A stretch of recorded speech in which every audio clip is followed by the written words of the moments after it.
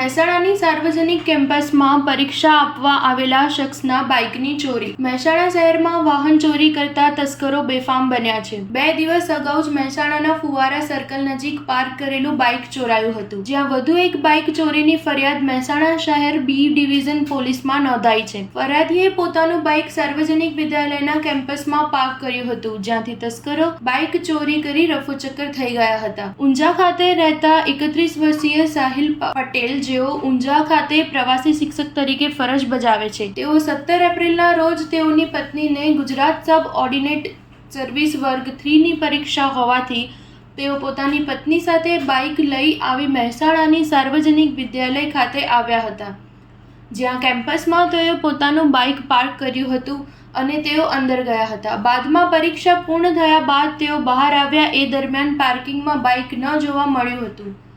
સમગ્ર કેસમાં ફરિયાદીએ આસપાસના વિસ્તારોમાં તપાસ કરી છતાં બાઇક ન મળતા આખરે મહેસાણા શહેર એ ડિવિઝન પોલીસમાં 20,000 કિંમતના બાઇક ચોરી અંગે અજાણ્યા તસ્કરો સામે ફરિયાદ નોંધાવી હતી।